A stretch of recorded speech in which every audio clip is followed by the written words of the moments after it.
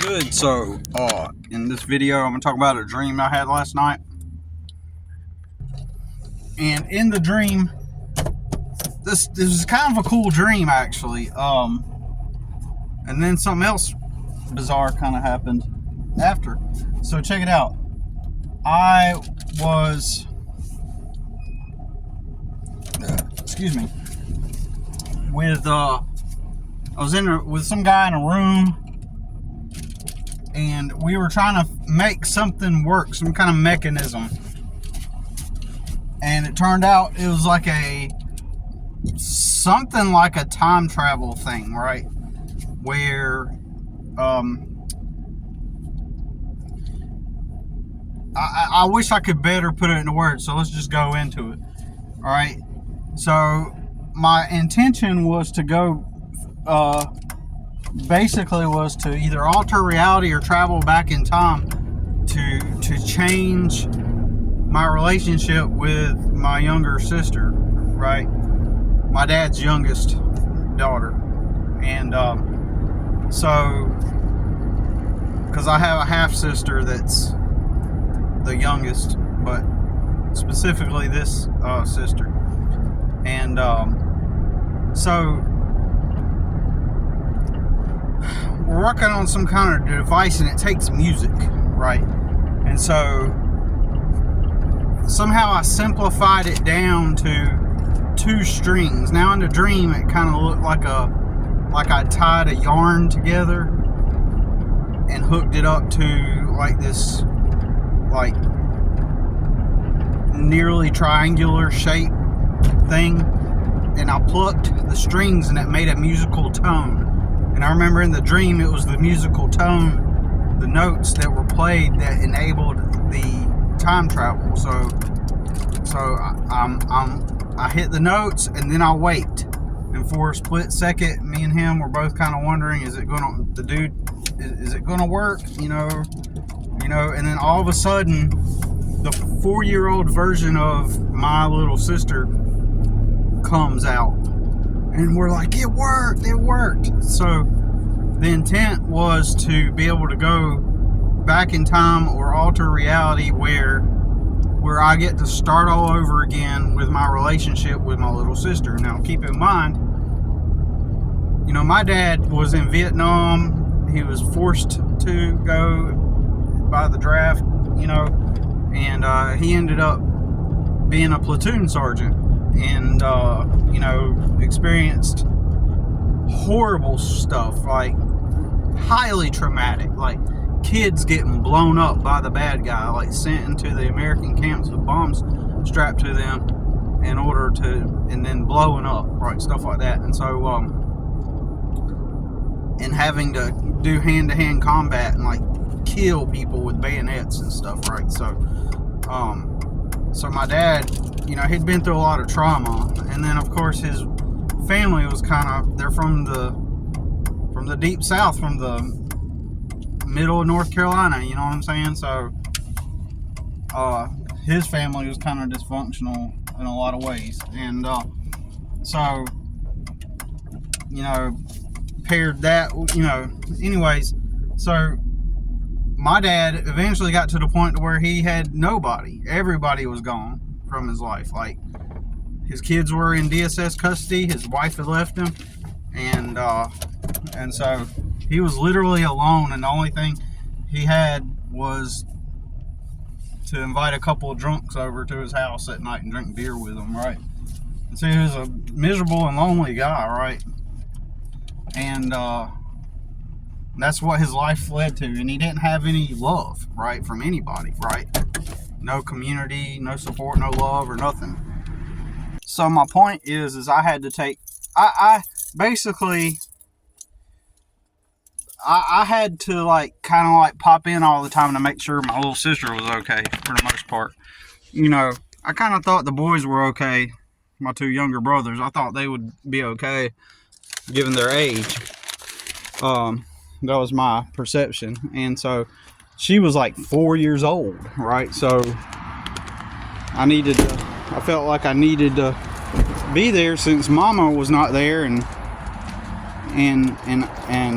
dad's just always drunk, right? So I ended up taking on the family role, right? The parental role for her. And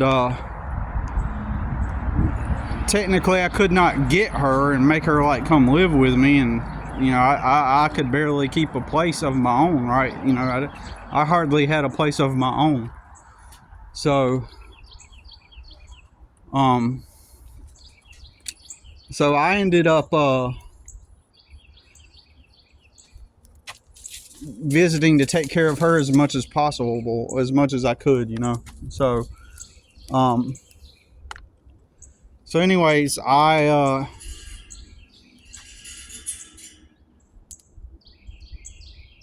became like it was kind of like she was my kid, you know, in a way. Like I was being the parent for her, right?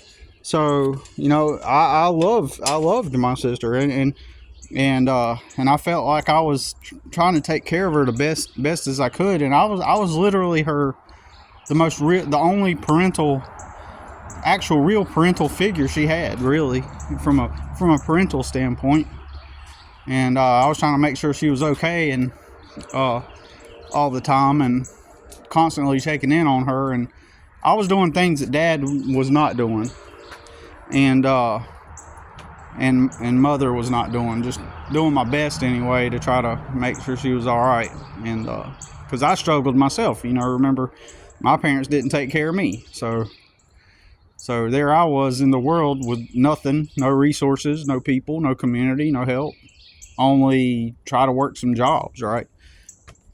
Starting from nothing, right? And so but then as time progressed, you know, and eventually my youngest brother got internet famous, and because she went into foster care with my brother, they have a lot of experiences together, like during hardships like that. So she has created a more bond and will make excuses for my brother. I know she will.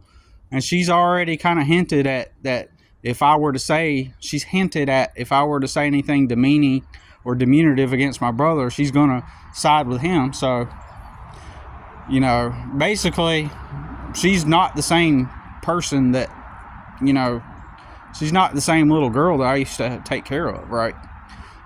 She's different, and she's a different person. And I know she's going to side with my brother because no matter how grotesque he is of a person, or how even if he ended up committing some kind of crime or whatever, I know that if she had to pick sides, she would pick my brother. And also because he's famous too, internet famous, and arguably I would argue that she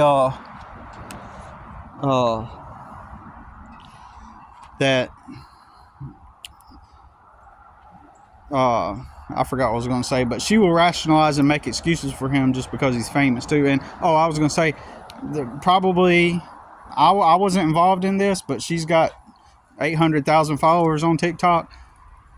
I guarantee you that was a result of my brother helping get her to that level initially, right? It wasn't just organically she just generated 800,000 followers. I'm pretty sure that because of being known as a sibling of my brother, then she, you know, got that following. And so that's another reason why she would you know, remain on the side of my brother, because of that. And I would argue also she wouldn't want to lose her connection to my brother, who is internet famous. I think none of my siblings want to, no matter how grotesque he is as a person, they will argue, well, it's family, you know, we still need to root for family, we still need to support family, good and bad. That's their mentality. But if it were me, that wouldn't count. They wouldn't say the same thing if it was me, right? Anyways, my main point is she's not the same person that she was. And so I think my dream, I subconsciously desire, or I wish that she, you know, like I miss the person that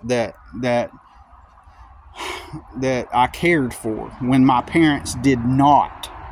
But my parents get all the accolades and credit for everything because why? Because they have the label dad, mom. They have those labels, just like my siblings practically treated my grandmother like she was an old grandmother, just loved her grandkids. They treated her that way, and they effectively kind of worshipped her in a sense when she was dying and stuff, and as if she was this awesome person that lived a long life and blah blah blah and cared for it. She didn't give a fuck about her grandkids, right? So I think the dream was like subconsciously me, missing my what I feel in some way. It was like having a kid. Like that was kind of like my first kid, even though it's my sibling. It was like I had to take care of her, right?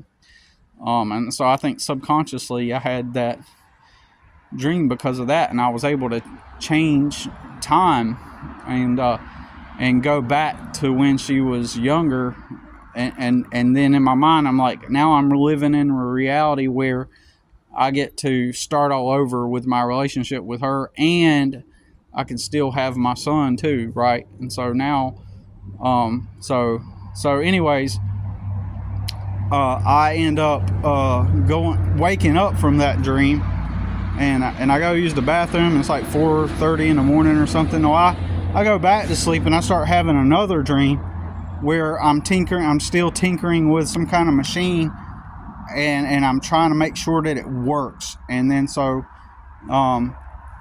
this is where it gets crazy. In the dream, I said, okay, now it's time. Like basically, it's time to test it to see if it works. And I go to press a button, and it starts beeping, right? And I'm like, yes, it's a success, right? And the machine starts beeping, and I'm like, yes, it's a success, because it beeped. The machine, when I pressed the button on it, is the exact same time my alarm on my phone went off to wake me up at 6 a.m. this morning. So it synchronized with the dream synchronized with the exact time that my alarm, and then I immediately woke up. So that was the last part of that dream, but I just thought that was pretty cool. Anyways, that's all I got. About to get the day started. Peace.